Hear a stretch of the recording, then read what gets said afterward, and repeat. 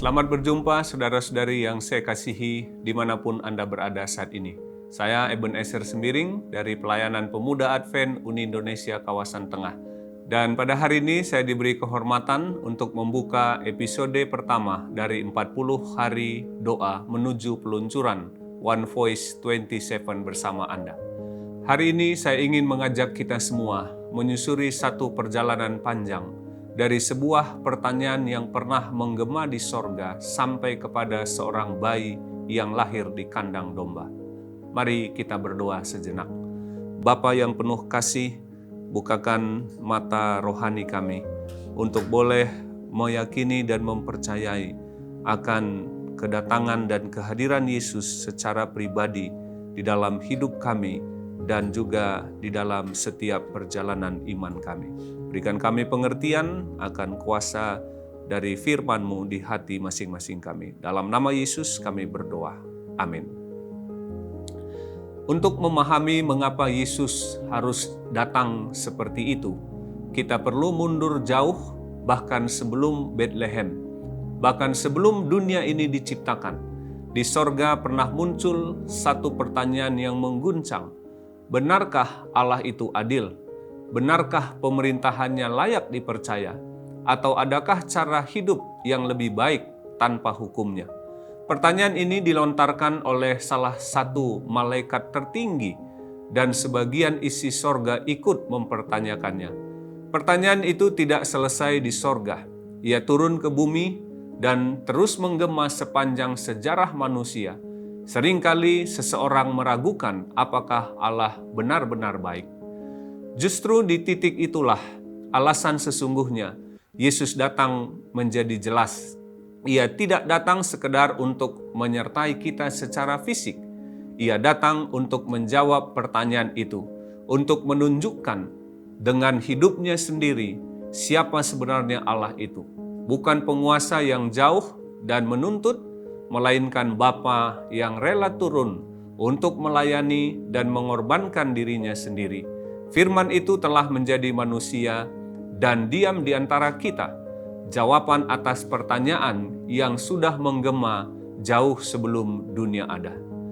Ribuan tahun kemudian, jawaban itu mulai dipersiapkan lewat satu bangsa yang kecil, bangsa Israel zaman dulu tentunya.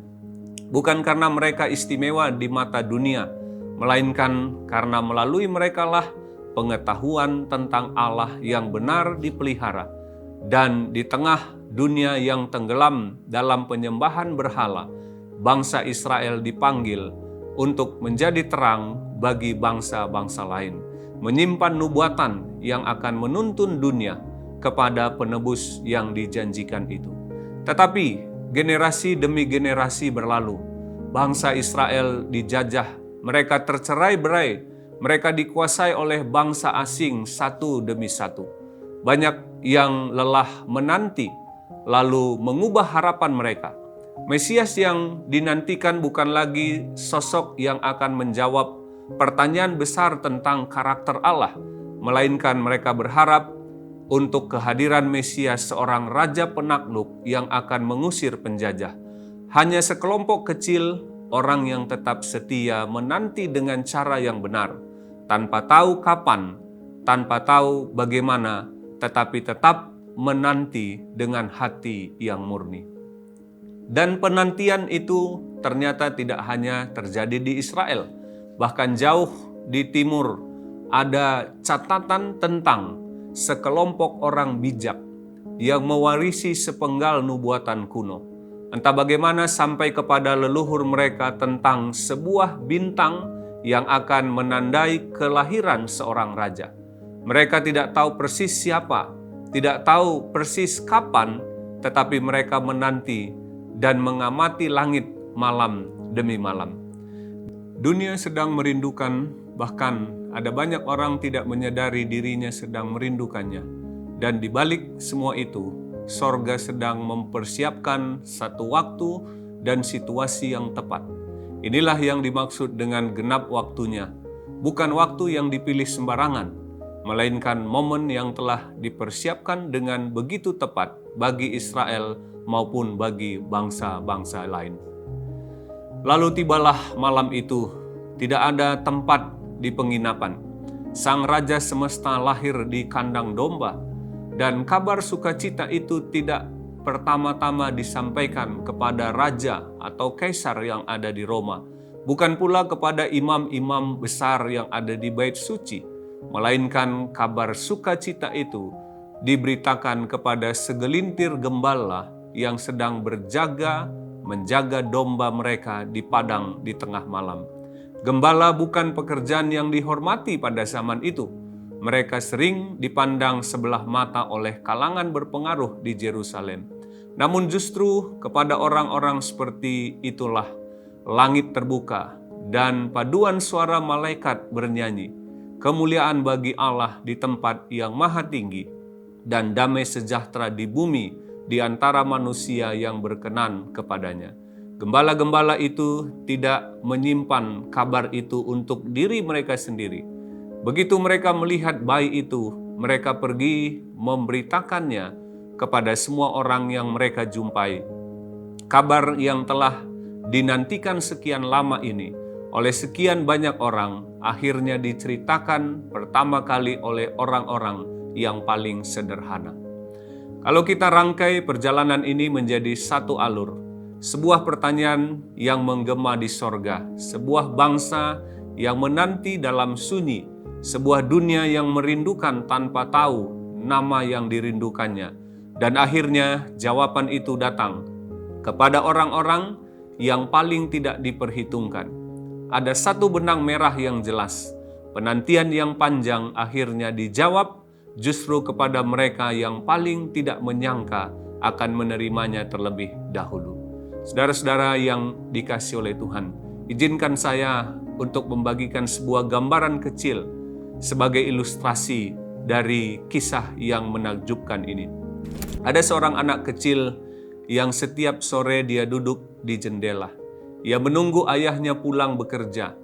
Bukan karena ia butuh sesuatu dari ayahnya, ia hanya ingin ayahnya duduk di sampingnya mendengarkan ceritanya tentang hari itu. Hal-hal kecil yang mungkin tidak penting bagi orang lain, tetapi ini penting baginya karena ayahnya yang mendengarkan. Bertahun-tahun ia menanti seperti itu. Dan tidak semua sore itu ayahnya benar-benar hadir sepenuhnya. Tetapi ada satu sore ketika ia sudah nyaris berhenti berharap, ayahnya justru pulang lebih awal dan duduk di sampingnya tanpa terburu-buru dan mendengarkan setiap cerita sampai selesai. Yang membuat sore itu begitu berarti dan istimewa bukan hanya karena ayahnya akhirnya hadir, tetapi karena itu terjadi persis ketika anak itu merasa dirinya paling tidak diperhatikan. Begitu jugalah kabar Natal, kabar tentang kelahiran Yesus yang pertama sampai kepada gembala-gembala itu. Bukan kepada orang yang paling siap untuk menyambutnya, melainkan kepada orang yang paling tidak menyangka akan dipilih untuk mendengarkan terlebih dahulu berita baik itu. Mungkin hari ini Anda pun bahkan siapapun kita sedang merasa seperti gembala-gembala itu. Kita merasa seperti orang yang tidak diperhitungkan, merasa seperti di pinggir, bukan di sebuah pusat perhatian, ataupun bukan di sebuah tempat yang terhormat. Kerinduan hari ini mengajak kita percaya bahwa justru di titik itulah Ia sering memilih untuk hadir bersama-sama dengan kita. Hari ini saya mengajak kita sekalian untuk melakukan satu hal yang kecil. Kita perlu meluangkan waktu kita 5 menit saja minimal sebelum kita beristirahat di malam hari untuk menuliskan satu penantian yang sudah lama kita bawa, kita harapkan, kita rindukan di dalam doa, tetapi belum juga kita mungkin melihat jawabannya. Simpan kerinduan hati, tulisan permohonan itu untuk kita akan kembali ke sana beberapa hari mendatang.